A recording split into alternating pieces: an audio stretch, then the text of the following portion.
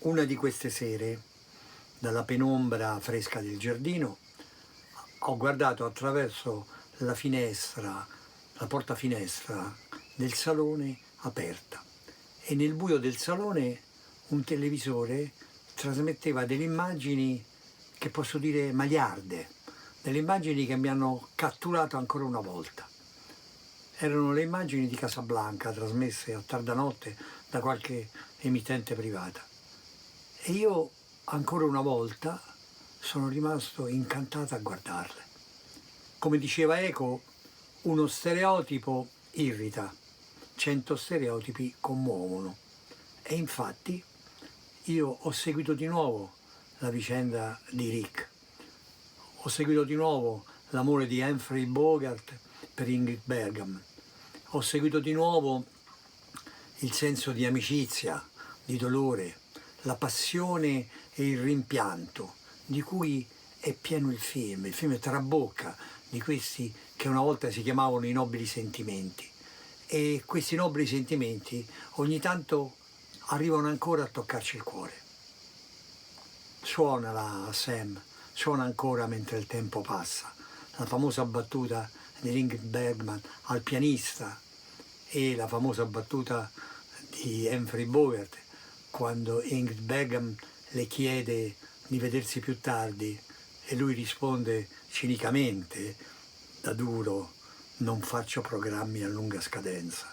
Sono epiche, sono delle battute che rimangono nella mente, ma che rimangono anche nel cuore, perché le storie d'amore commuovono sempre. Questa storia d'amore che è intrisa di rimpianto, di un dolce senso di vendetta, e poi di fronte alla nobiltà d'animo dell'uomo, del nuovo uomo di Ingrid Bergman, che addirittura chiede a Rick, mentre Rick sta pensando di scappare con lei, di prendere Ingrid Bergman e di salvarla, mentre lui rimarrà lì in Marocco al loro posto, pronto a cadere nelle mani dei nazisti.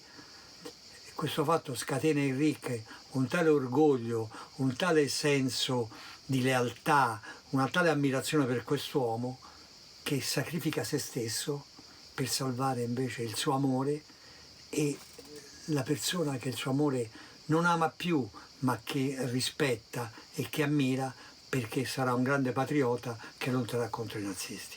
Bene, questo intreccio è un intreccio talmente tipico, ma talmente straordinario, interpretato da grandi attori, è cucinato, uso questo termine volutamente, cucinato da Michael Curtiz. Michael Curtiz era un regista ungherese che prima di arrivare negli Stati Uniti aveva fatto già 61 film, quindi era molto esperto, era molto abile nel confezionare. Non a caso aveva anche diretto, cioè dirigerà in seguito anche Bianco Natale, altro straordinario successo con la famosa canzone di Bing Crosby. Bene, tra l'altro, una curiosità: questo film Casablanca è tratto da un'opera teatrale del 1940, credo, di Barnett ed Allison, che si chiamava Vediamoci tutti da Rick, ed ebbe uno straordinario successo, tanto che la Warner Bros. Acquistò i diritti. Ma i due autori, a un certo punto, visto il successo straordinario del film, si ritennero quasi truffati, perché in realtà i loro nomi non apparivano. La sceneggiatura era firmata dai fratelli, credo, Richard e Philip Epstein, e quindi loro si sentirono un po' messi da parte e tentarono quasi una causa con la Warner Bros., che però la Warner Bros. Tacitò, riconoscendogli il merito del successo del film e dando allora la cifra incredibile di 100.000 euro ad ognuno di loro, e permettendogli di riprendere il cammino teatrale dell'opera, nonostante che oramai i diritti fossero della Warner Bros.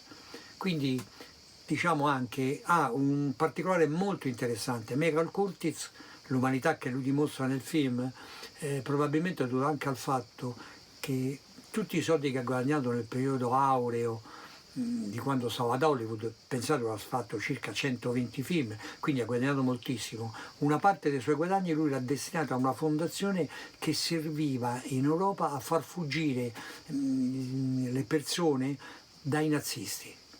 E nonostante questo, purtroppo, suo fratello, credo, e suo padre sono finiti in un campo di sterminio e sono morti, non è riuscito a salvare le persone care che amava. Quindi la sua sensibilità è particolare, e quando quindi lui prende e lascia Rick a terra per amore, in realtà dentro di lui c'è anche questa paura, ma Rick se la caverà, perché il poliziotto che sembra tanto francese, che sembra tanto cattivo, poi in realtà è buono e lo salva, e di conseguenza tutti e due scapperanno nell'Africa equatoriale francese, quella libera, e si salveranno. E quindi possiamo dire che il film finisce bene sotto tutti gli aspetti, con questo dolce rimpianto, il dolce rimpianto che ci dà anche quella musica. Suonano ancora, Sam, suona mentre il tempo passa. Per Casablanca il tempo non passa mai. Grazie.